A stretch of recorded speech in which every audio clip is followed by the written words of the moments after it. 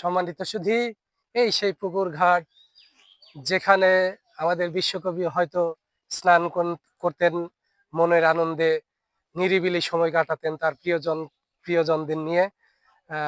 বিকেলে হয়তো এখানেই বসে তার অসাধারণ আহ, আহ, লেখাগুলো হয়তোবা লিখতেন, যেগুলো এখন আমরা বইয়ের পাতায় পেয়ে থাকি।